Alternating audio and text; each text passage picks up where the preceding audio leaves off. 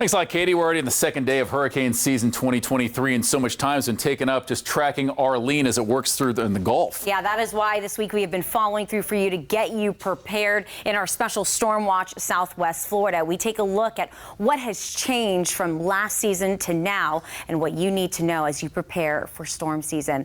This, of course, following Hurricane Ian impact on Southwest Florida.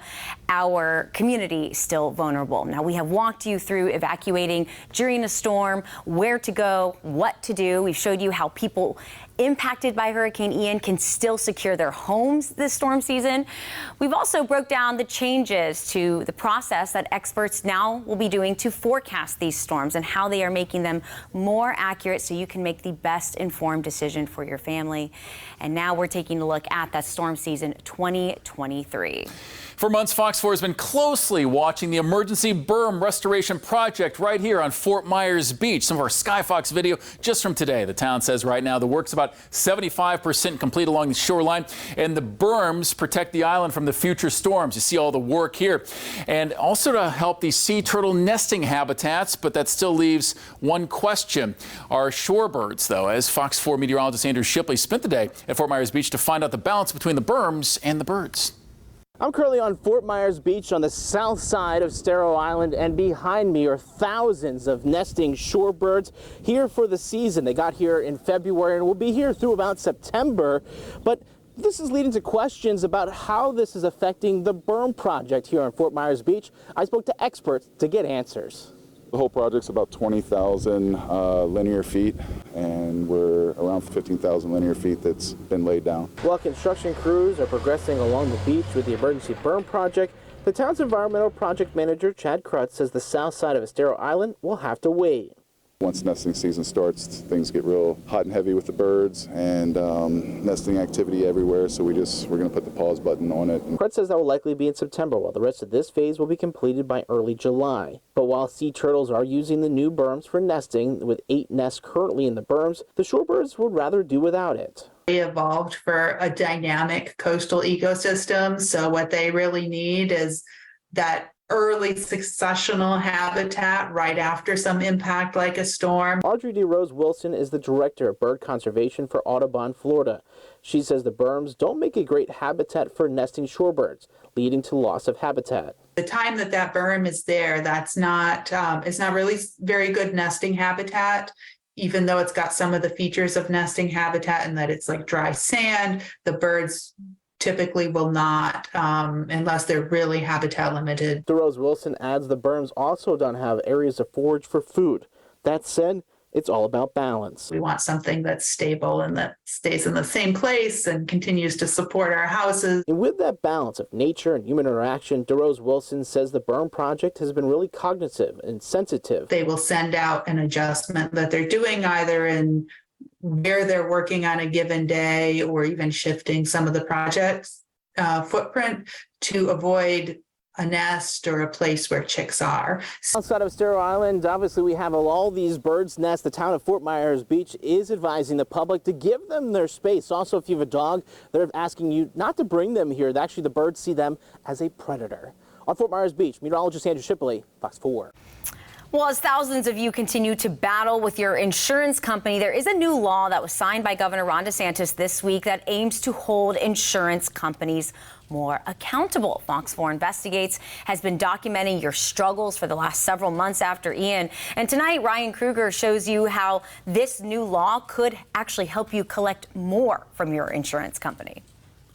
It seems like no matter where you turn in Southwest Florida, you'll still see signs from Hurricane Ian. In fact, you'll see tarps on roofs all over the place. So I went ahead and pulled the numbers, and it turns out that more than 250,000 Floridians either didn't get paid by their insurance company or they're still waiting for their claim to be closed.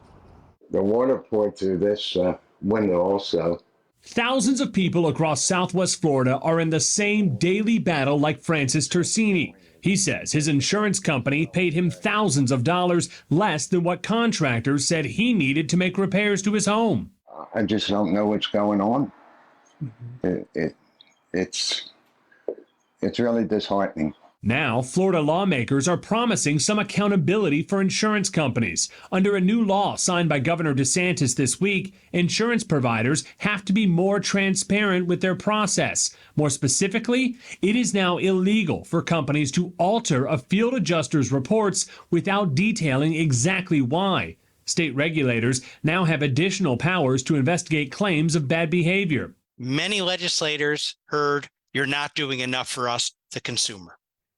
That was the main driver. Mark Friedlander with the Insurance Information Institute says this new law will be good for Florida consumers, but there's a catch. The new law isn't retroactive. If you've already gone through the claim process for Hurricane Ian and perhaps the claim was closed, you don't agree with that, it wouldn't be reopened because of this bill.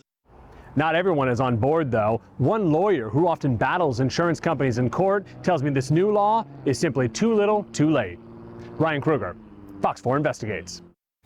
Forecasters with the National Hurricane Center are also predicting the storm season will be near average. Between 12 to 17 named storms are forecast to develop in the Atlantic, the Caribbean, and the Gulf of Mexico, and of those, 5 to 9 could become hurricanes. NOAA says a new hurricane model launching this month that will eventually become its main model improves track and intensity forecasting by at least 15%. No matter what the forecast, the most important message coming after Ian for people right here in Southwest Florida is to start preparing right now. As we learned last year, it only takes one major hurricane to change so much of our world. Fox 4 meteorologist Lauren Petrelli spoke with first responders who were along the front lines of hurricane recovery in our coastal areas to see the training to be ready for the next storm.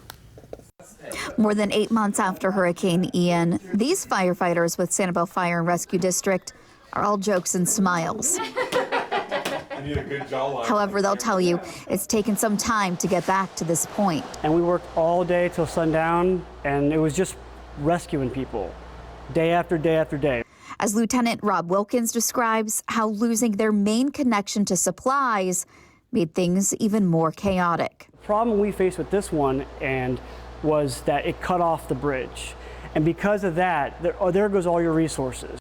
Even after the crew got on the island, Adam Felix had to use whatever was around to get to the station. We found bikes that floated, and we basically rode our flat tired bikes all the way here to the station. Felix is one of a handful of rope technicians with the department. It's skills like this that came in handy while helping one patient after the storm. There's muck, couldn't walk barely, so we put her on his back and made our way down. And it's something he and the crew continue to train with weekly for future storms. We have a tower in the back, and we just practiced not the daily stuff. We practice things that if you don't have this, how are you going to figure out this way? The department is also moving forward with replacing whatever was damaged during the storm. All the trucks have these monitors, but this particular one was donated to us by Gary Sinise. Our monitor was actually damaged during the storm. So they were nice enough, the foundation was nice enough to donate it for us. Chief Kevin Barbeau points out the storm not only damaged equipment, though, but their stations as well. Station 171, where we are right now, we had about 18 to 24 inches of water in the station. But their other station was a total loss. We are currently in the design phases, and with the design phases and what Hurricane Ian has opened up our eyes is what do we do for that next storm? What do we do for the next 100, 150 years? As these firefighters continue to help their community, their chief will never forget how they responded when it mattered most. I'm humble, I'm blessed. It's an incredible feeling to know that should I ever need anything, or should this community ever need anything, that we have got your back. And so what has changed since September of 2022? Well, if you're taking off anywhere from RSW, you're going to see all those blue tarps still on the roofs here, trees being cut back and removed, even bridges completely being rebuilt. We see communities slowly picking up the pieces. We see your resilience every single day. We also see county leaders performing an autopsy of the hurricane response. The goal there for them is to learn what they did well and what they can do better in the future. It's also important to remember that your local law enforcement will not be be on Southwest Florida bridges during a dangerous weather event. That's because counties advise that people stay off the bridges once the winds reach more than 40 miles per hour. Tonight, we rely on Fox 4 certified meteorologist Katie Walls' perspective to help us understand, with a lesson learned from Ian, why it's important to heed those warnings.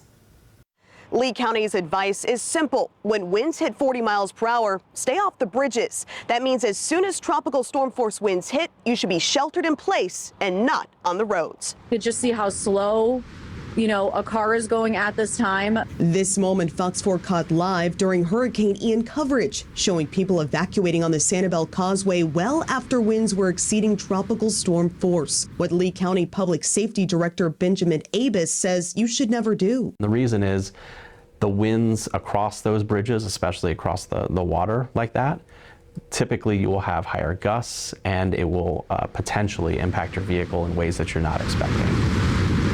For perspective, there are nearly 1,000 bridges that Southwest Floridians use in Lee, Collier, and Charlotte counties. That means nearly 1,000 routes that may not be available to you once tropical storm force winds hit. When we issue evacuation orders, especially for those barrier islands, that is the time to leave.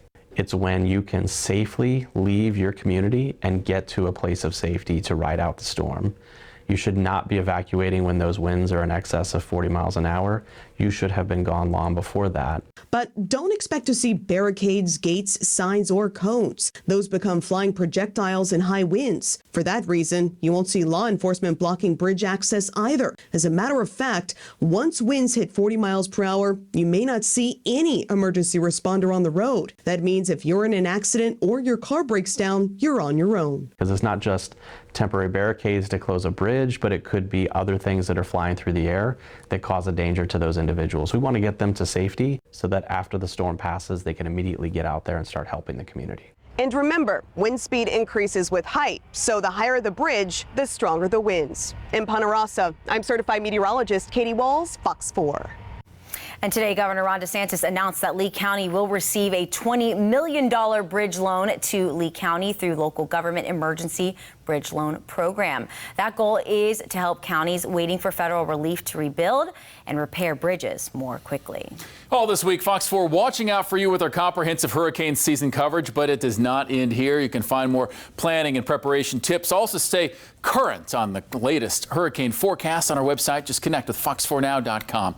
You can also scan the QR code on your screen, or you can head to the Weather Center and click on the Hurricane Center tab, and there you'll find extended interviews, evacuation plans, and also checklist ideas for you and your loved ones to help you get ready and stay ready ahead of time.